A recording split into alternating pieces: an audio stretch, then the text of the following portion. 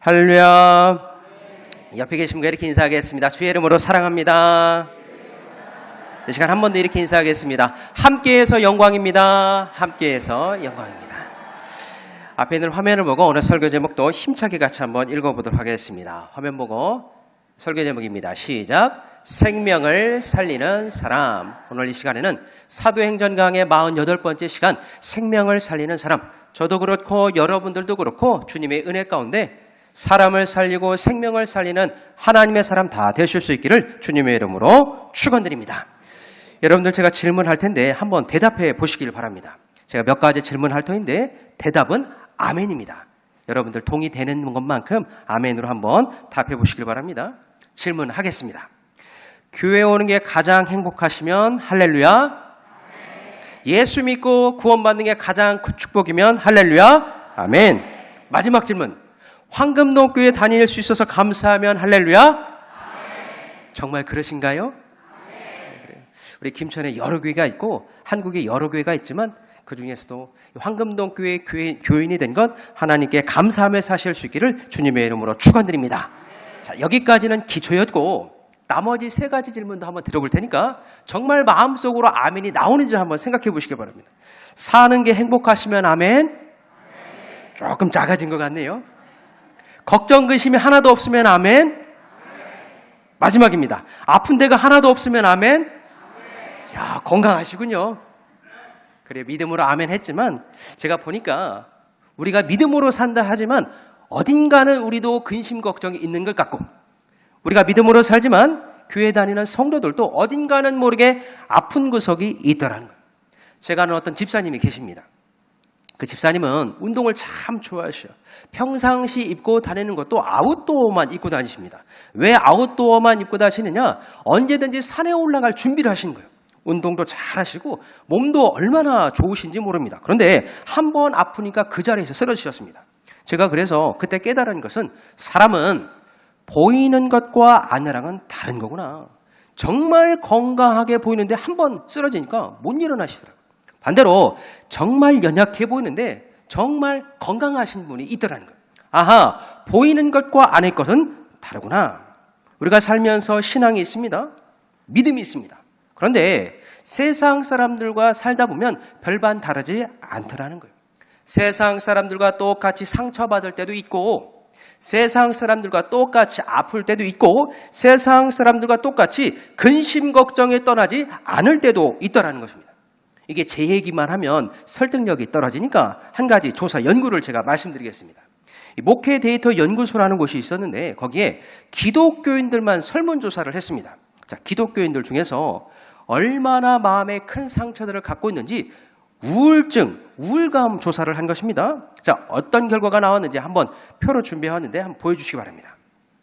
자, 표에 대한 거 제가 설명 한번 드리겠습니다. 세상 사람들 이야기하는 것이 아니라 기독교인, 교회 다니는 사람들 우울감, 우울증, 큰 상처 한번 조사해봤습니다. 그랬더니 교회 다니는 사람들도 우울감과 우울증 있는 사람들이 반절은 되더라. 그러니까 수치상으로 보면 여기 있는 예배드리는 분들 중에서도 50% 이상은 아무것도 하기 싫고 아무 데도 가고 싶지 않고 마음에 큰 상처와 아픔 가운데 살아간 적이 있다 없다? 있다. 수치상으로 그렇다는 것입니다.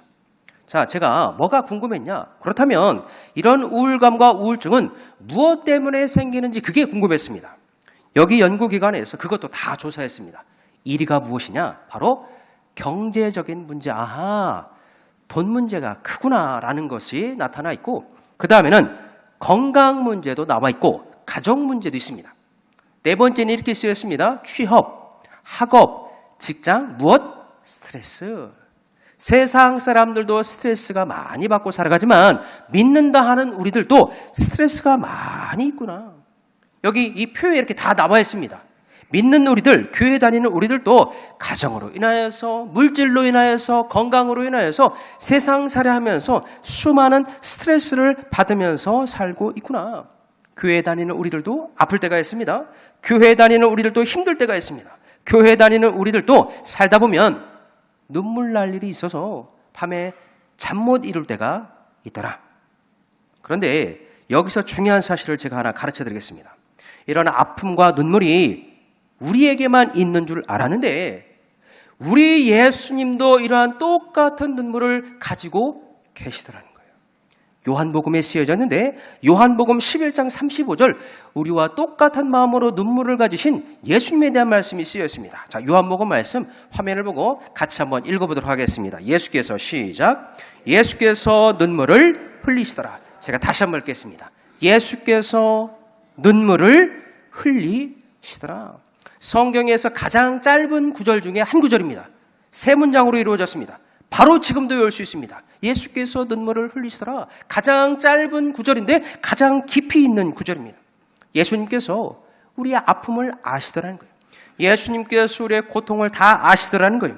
예수님은 아픔도 아시고 가난도 아시고 배신도 아시고 심지어 죽음도 다 아시는 분이십니다.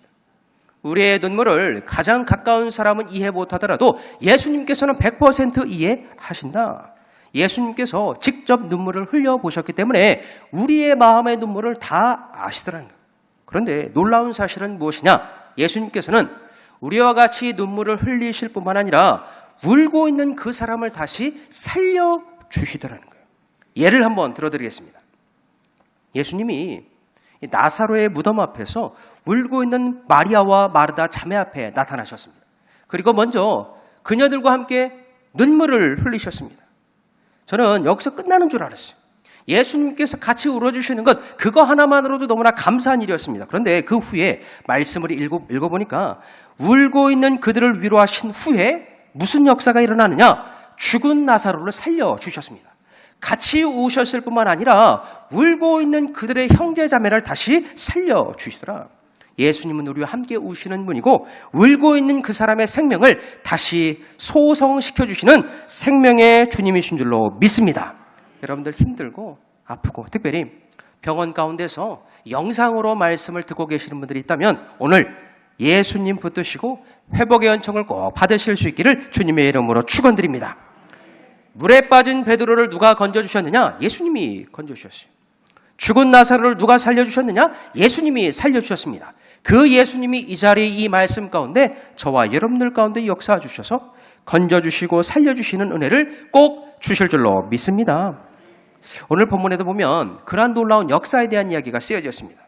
말 못할 고생, 말 못할 아픔, 말 못할 눈물 가운데 있는 한 사람에 대한 이야기가 쓰여졌습니다. 오늘 말씀을 겉으로만 보면 잘 모릅니다. 그런데 너무나 힘들게 사역하고 있는 사도 바울에 대한 이야기가 쓰여져 있더라는 거예요. 그는 가는 곳마다 반대자가 있었습니다. 그는 가는 곳마다 공격을 당했습니다.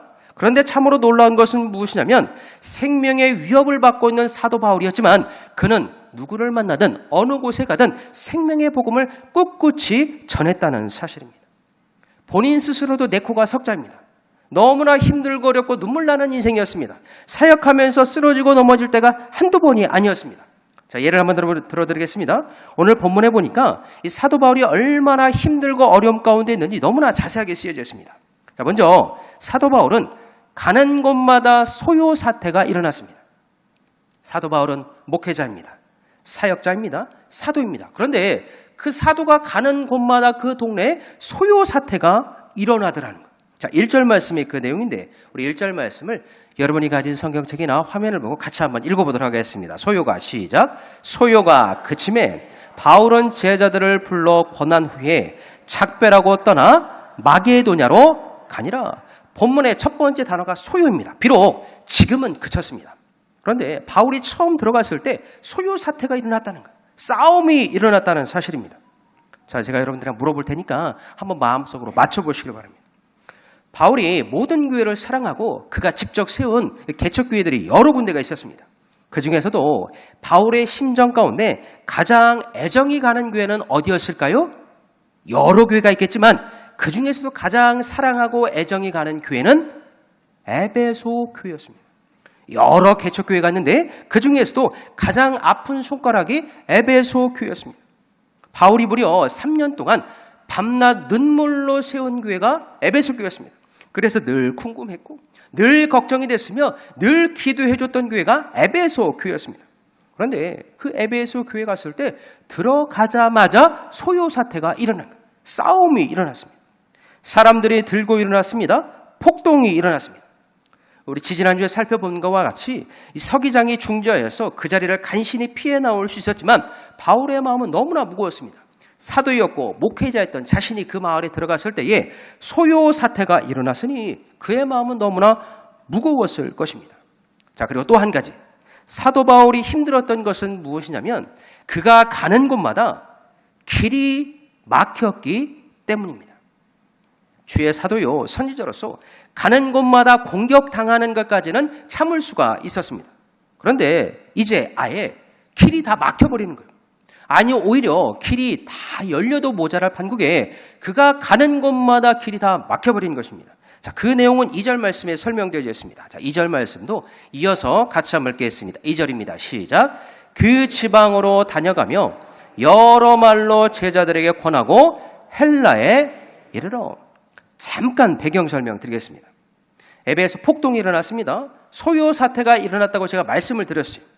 그리하여 이 바울이 급하게 에베소에서 나와 이 헬라 지역으로 피신을 갔습니다. 그러면 헬라 지역은 어디냐? 여러분들 여백에다 잘 써놓으시거나 잘 기억해 두시기 바랍니다. 성경에 나오는 헬라는 그리스입니다. 그리스 중에서도 지금 사도 바울은 어디로 갔느냐? 제가 이 말로 하면 설명이 잘 안 될 것 같아서 지도를 한번 준비해 왔습니다. 헬라가 그리스라고 말씀드렸고 그 그리스 중에서도 오늘 본문에 나오는 그리스 지역은 어느 지역이냐? 남부 지역인데 지도 한번 보여주시죠. 자, 동그라미 쳐져 있는 저 지역 한번 읽어보겠습니다. 시작. 고린도. 그리스 남부의 대표적인 항구 도시 고린도 지역으로 도망쳤던 거예요. 자, 여기 왜 갔느냐? 다른 지역보다도 이 고린도 지역은 너무나 큰 항구가 있는 도시였습니다. 항구로 왜 피신했느냐? 저기 가서 배를 타고 직진으로 수리아 안디옥으로 가면 예루살렘으로 갈 수 있었습니다. 이제 3차 전도 여행까지 다 마치고 예루살렘 다시 본교회로 돌아갈 그때였습니다. 그리하여 저 동그라미 쳐져 있는 고린도 지역으로 가서 얼른 배를 타고 사람들의 방해받지 않고 배 타고 한 번에 수리아 안디옥 예루살렘으로 들어갈 작정이었습니다. 그런데 때마침 도착한 때가 겨울이었어요. 겨울에 고린도에서는 배를 띄우지가 않았습니다. 왜 배를 띄우지 않았느냐? 이 겨울철에는 거센 풍랑과 태풍이 있었기 때문에 바닷길을 닫아놨습니다. 고린도 가서 바로 예루살렘으로 들어가려고 했는데 계절 때문에 들어갈 수가 없었던 거예요. 몇 달을 지체했느냐? 3절에 쓰여 있습니다. 자, 몇 달을 지체했는지 생각하면서 우리 3절 말씀도 이어서 같이 한번 읽어보도록 하겠습니다. 우리 하면 거기 석 달 동안 시작.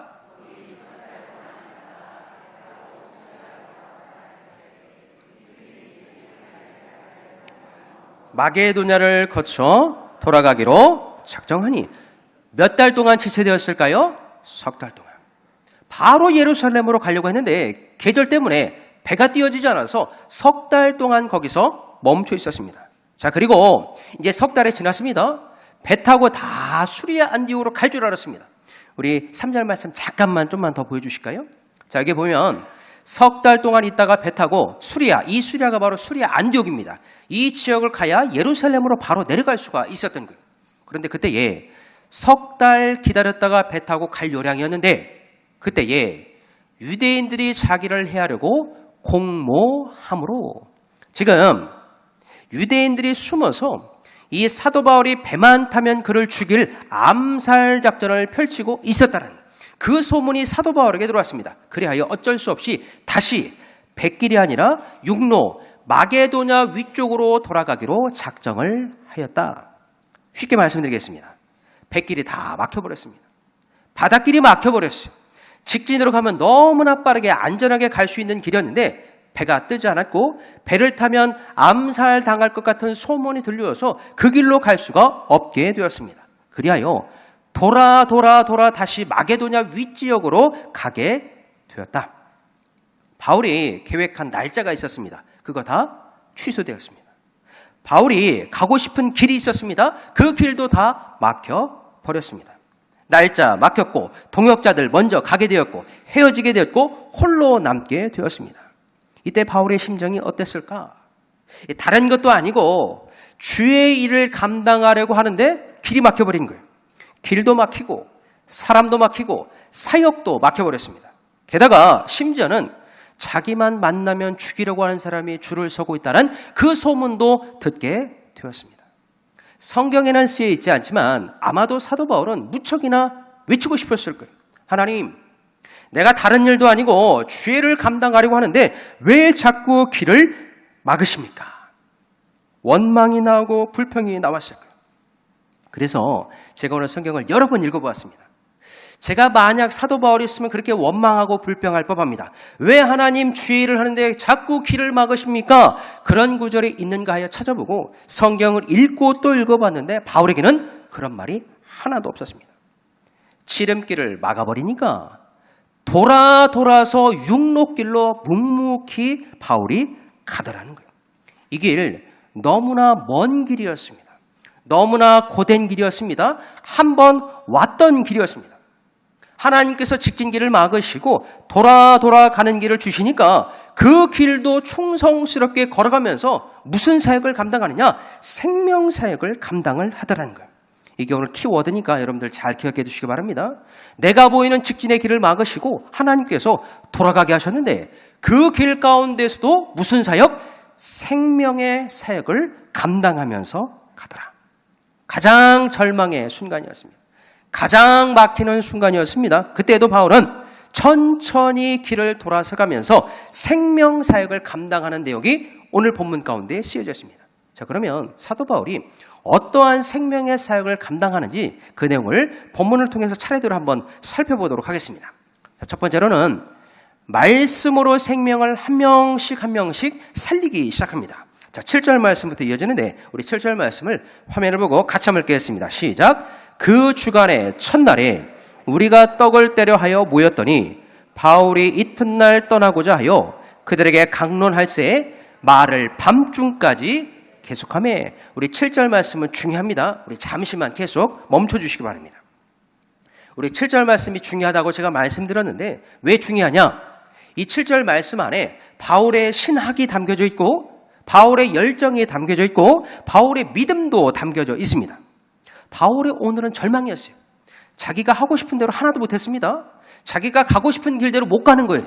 그런데 오늘은 절망이었지만 만나는 모든 사람에게 생명의 희망을 전했습니다. 말씀의 희망을 전했습니다. 복음의 희망을 전했습니다. 비록 오늘은 자기 자신이 절망의 길이었지만 그 안에서 말씀의 희망을 선포하면서 가더라는 거예요. 이게 무슨 내용인지 제가 하나씩 설명드리겠습니다. 자, 7절 말씀. 자, 돌아서 지금 아시아 땅에 도착했습니다. 유럽에 있다가 걸어고 고생하면서 아시아 땅에 도착을 하게 되었는데 그쪽 지방 이름이 드로아라는 지역이었어요. 드로아 땅에 가서 언제의 시점에 그들을 만나게 되었는지 7절 첫 번째 단어가 그 주간의 첫날에입니다. 첫날에. 이 첫날에가 너무나 은혜로운 단어입니다. 이게 왜 은혜롭냐? 우리가 그냥 읽으면 이게 무슨 뜻인지 잘 안 와닿는데 그 주간의 첫날에를 다른 성경, 예전 성경으로 보면 안식 후 첫날에라고 쓰였습니다. 참고로 말씀드리겠습니다. 유대인들에게 한 주간의 끝은 안식일이었습니다. 안식일은 무슨 요일이었느냐? 토요일이었습니다. 그러니까 유대인의 맨 끝날은 무슨 요일이다? 토요일. 토요일 지나고 첫날에. 요일로 하면 무슨 요일이었을까요? 일요일. 믿음으로 하면 주님의 날, 주일이었던 거예요. 딱 도착하니까 주일이었습니다. 아시아 사람들과 주일에 말씀을 나눌 수 있는 예배를 드리게 되었더라. 자기는 돌아서 가는 길인 줄 알았는데 아시아 영혼들을 만나서 주일날 딱 그 자리에서 예배를 드릴 수 있게 된 것입니다.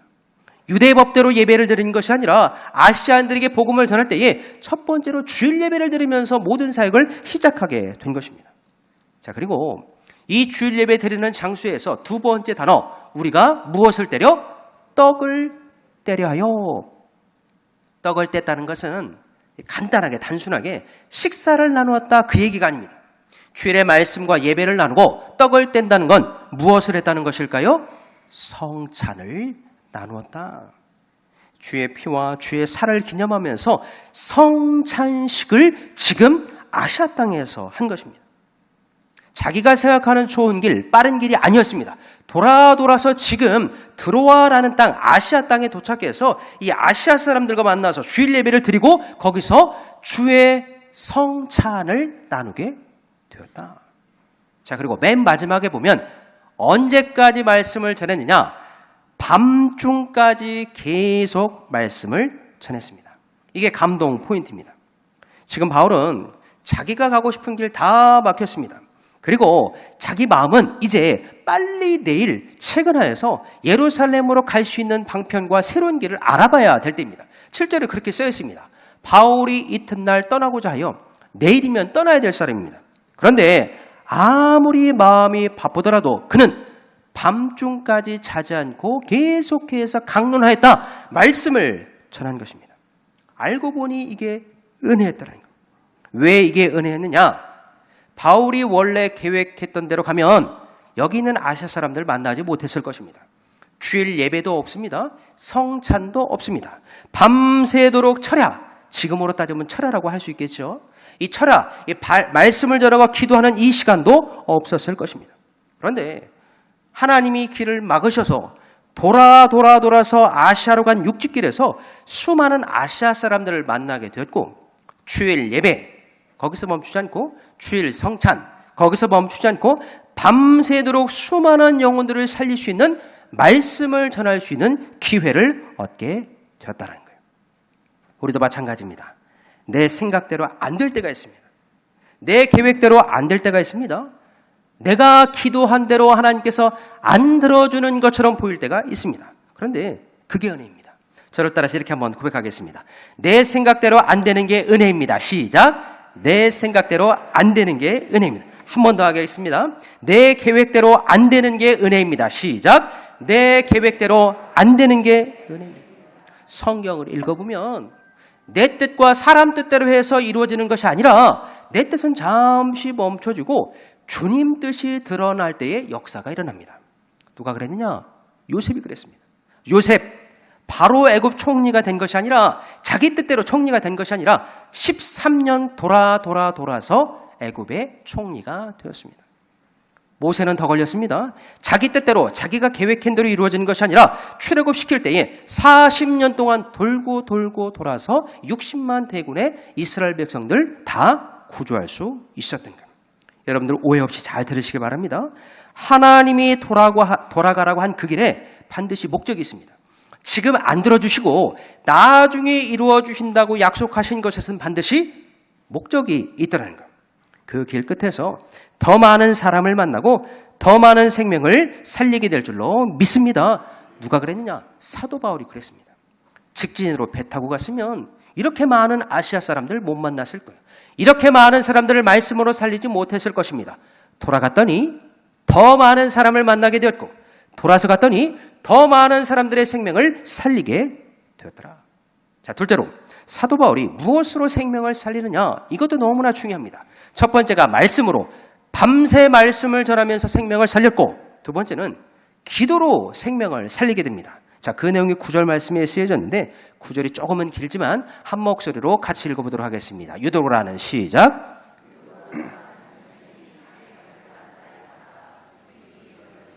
바울이 강론하기를 더 오래 하매 졸음을 이기지 못하여 3층에서 떨어지거늘 일으켜보니 죽었는지라. 지금까지 분위기가 너무 좋았습니다. 무슨 이야기냐?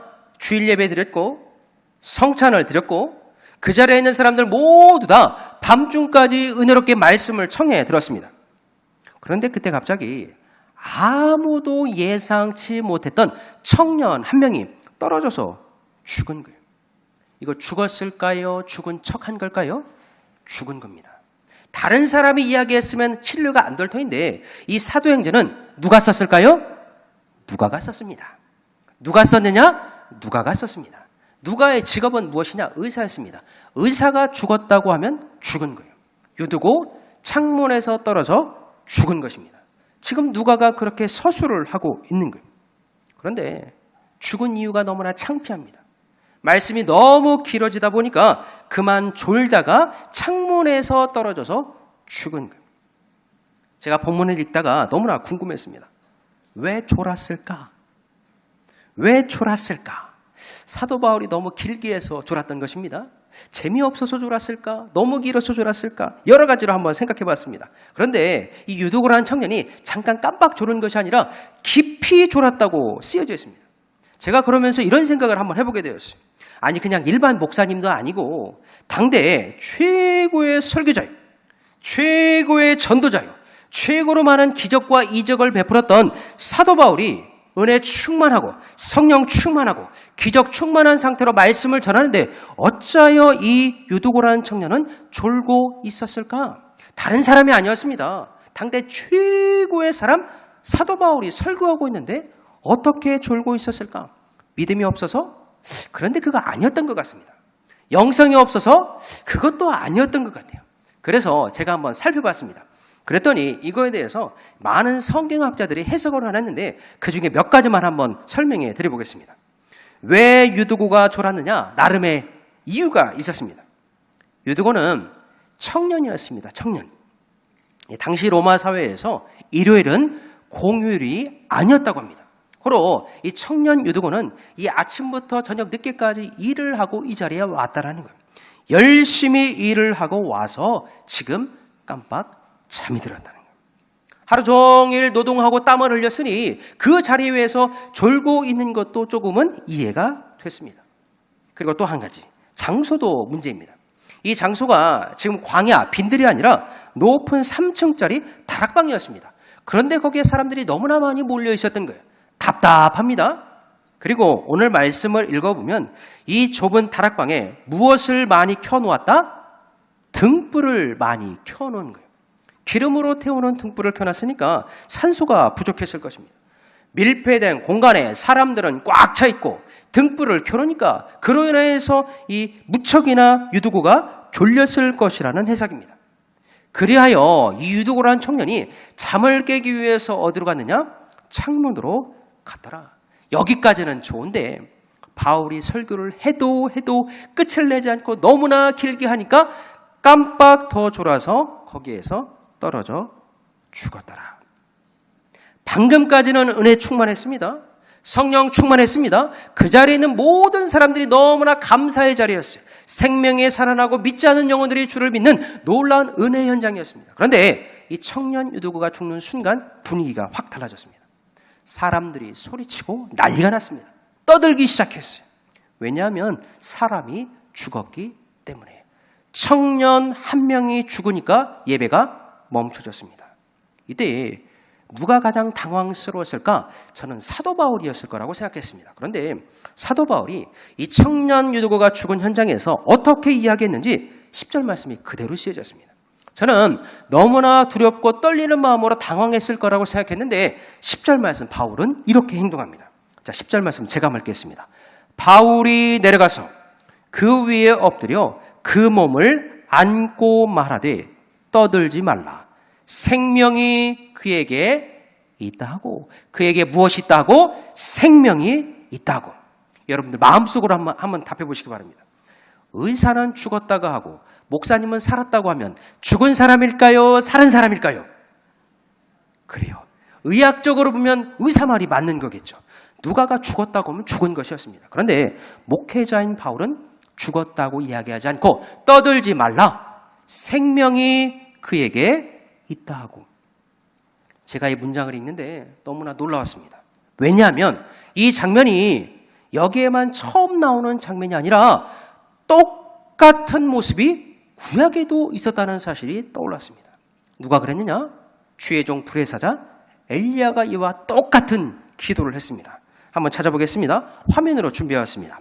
열왕기상 17장 22절에서 22절까지 21절과 22절 말씀, 안아주는 기도, 생명을 살리는 기도 어떻게 했는지 조금은 길지만 우리 두 구절을 화면을 보고 같이 한번 읽겠습니다. 시작. 그 아이 위에 몸을 3번 펴서 엎드리고 여호와께 부르짖어 이르되 내 하나님 여호와여 원하건대 이 아이의 혼으로 그의 몸에 돌아오게 하옵소서 하니 여호와께서 엘리야의 소리를 들으심으로 그 아이의 혼이 몸에서 몸으로 돌아오고 살아난지라. 아멘.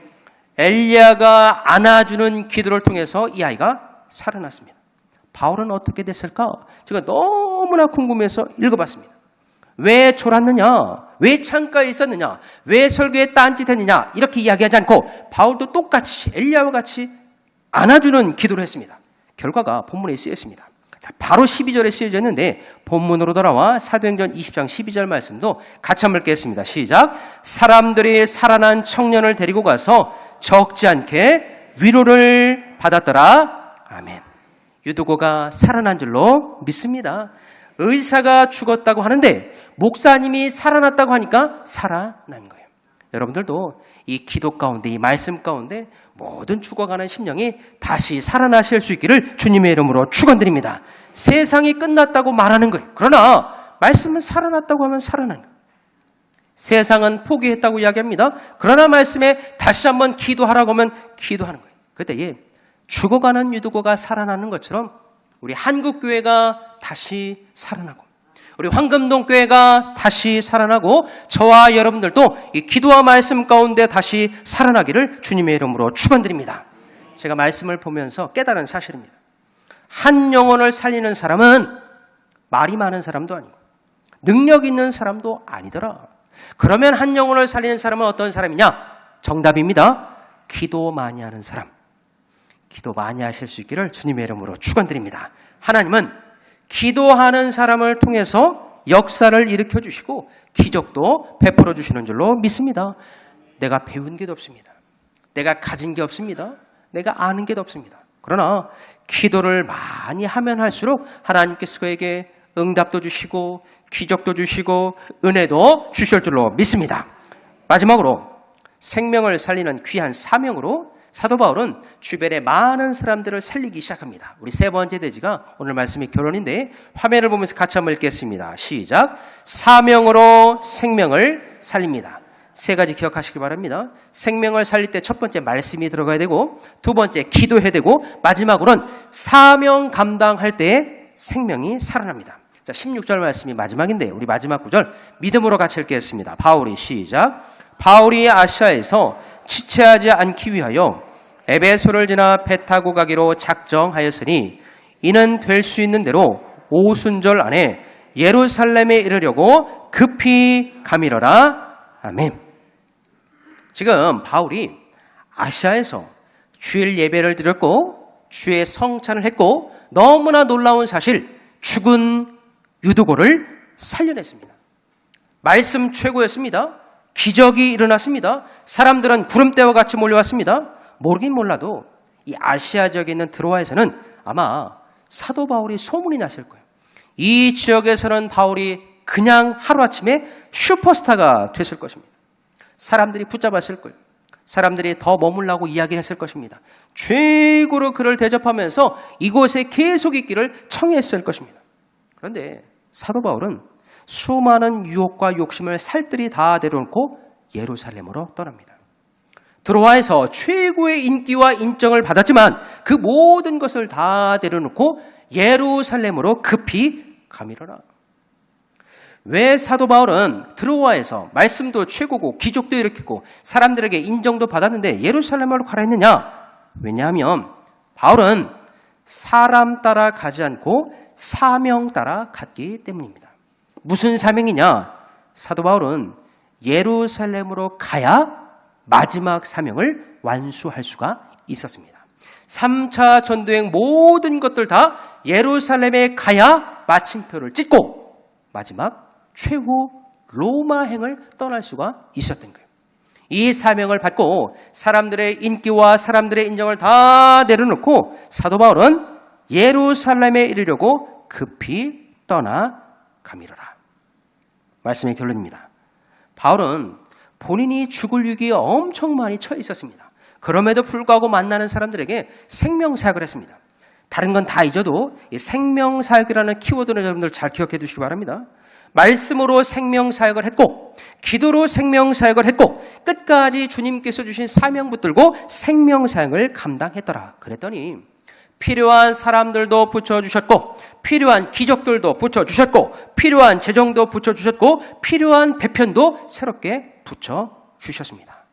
예수님 생명사역 하셨습니다. 바울도 생명사역했습니다. 바라기는 저와 여러분들도 끝까지 생명사역을 감당하여 죽어가는 영혼들을 살리는 구령의 열정을 회복하여서 우리 황금동 일대 지역, 김천 지역의 일대에 수많은 죽어가는 영혼들을 살리는 구원의 방주, 하나님이 모시기에 복된 우리 황금동 교회 되어지기를 주님의 이름으로 축원드립니다. 다른 것은 잘 못해도 괜찮습니다. 다른 건 좀 부족해도 괜찮아요.